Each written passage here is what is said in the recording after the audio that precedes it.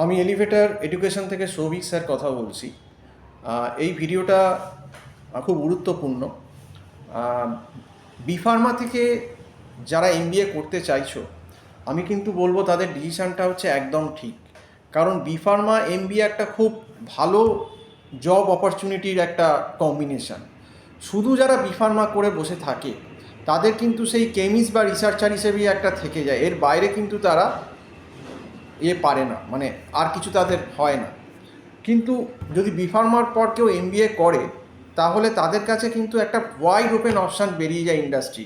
তাদের কিন্তু as a market leader বা মার্কেটিং বা ধরুন আরও হচ্ছে লিডিং রোল ম্যানেজমেন্ট বা আর&ডির যে ব্যাপারগুলো থাকে সেগুলো কিন্তু অনেক বেশি খুলে যায়।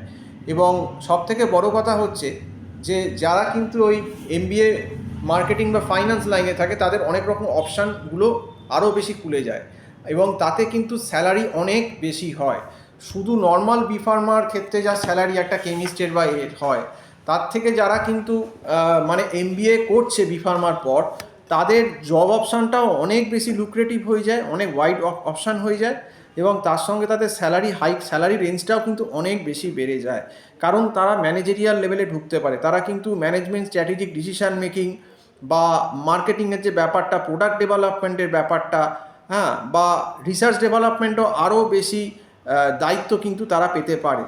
তো ব্যাপারটা হচ্ছে বি ফার্মার সঙ্গে যারা এমবিএ করে তারা কিন্তু শুধু বিভিন্ন সেক্টরে, health care sector, hospital industry, সমস্ত জায়গায় ওষুধের যে ফার্মাসিউটিক্যালগুলো, সেখানে কিন্তু একটা ভালো ম্যানেজার লেভেলে কিন্তু তাদের হয়, মানে তারা কিন্তু ব্যাপারটাকে পুরো কন্ট্রোল করতে পারে অ্যাজ এ ম্যানেজমেন্ট হিসেবে।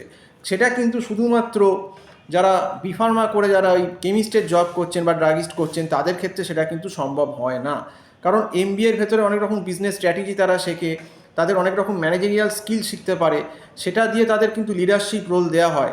কোম্পানি কিন্তু তাদেরকে একটা যদি ভালো পোটেনশিয়াল তার মধ্যে থাকে, তাকে কিন্তু একটা গুড লিডারশিপ কোয়ালিটি দেওয়া হয়, যে সে একটা প্রোডাক্ট কী করে ডেভেলপ করবে, প্রোডাক্টটাকে ফার্মাসিউটিক্যাল প্রোডাক্ট হোক বা হেলথ কেয়ার প্রোডাক্ট হোক, সেটাকে কী করে ডেভেলপ করবে, সেটাকে কী করে আরও লোকের কাছে নিয়ে যাবে বা ডিস্ট্রিবিউট করবে, সেই ব্যাপারটা সম্বন্ধে তাকে কিন্তু একটা রেসপন্সিবিলিটি দেওয়া হয়। এবং এতে কিন্তু কি হয় না, তার স্যালারি হাইকের অপশানটা কিন্তু অনেক বেশি স্পেকট্রামটা বেড়ে যায়। কাজেই যারা কিন্তু বি ফার্মা থেকে ভাবছো যে নেক্সট এমবিএ করবে, আমি বলবো ভেরি ভেরি গুড অপশান। শুধুমাত্র বি ফার্মাতে বসে না থাকাই ভালো। আমার অনেক স্টুডেন্ট আছে যারা কিন্তু বি ফার্মা করে এমবিএ করার পর তারা কিন্তু এখন অনেক স্যালারি, 5-6 বছর এক্সপিরিয়েন্স হয়ে যাওয়ার পর কর্পোরেটে তারা কিন্তু এখন প্রত্যেকে প্রচুর মাইনে পাচ্ছে এবং অপশান অনেক খুলে গেছে। একটা নর্মাল বি ফার্মা যারা কেমিস্ট বা ড্রাগিস্ট তাদের যা স্যালারি কোম্পানিতে, তাদের থেকে কিন্তু বি ফার্মা এমবিএ স্যালারি অনেক বেশি এবং তাদের অপশানটাও অনেক বেশি জবের কিন্তু খুলে যায়। তো সেই জন্যেই কিন্তু আজকে এই ভিডিওটা আমি করলাম। সম্পূর্ণ ভিডিওটা দেখার জন্য অসংখ্য ধন্যবাদ। যদি এই ব্যাপারে কোনো কিছু এনকোয়ারি থাকে, আমার যে নাম্বারটা দেওয়া রয়েছে টাইটেলে, আবার নাম্বারটা বলেও দিচ্ছি, যে হোয়াটসঅ্যাপও আছে, আমাকে হোয়াটসঅ্যাপ করতে পারেন 9831044518, এই নাম্বারে কল করে আমার সঙ্গে কথা বলতে পারেন। তো আজকে এই অবধি বলেই শেষ করছি। সম্পূর্ণ ভিডিওটা দেখার জন্য অসংখ্য ধন্যবাদ। নমস্কার।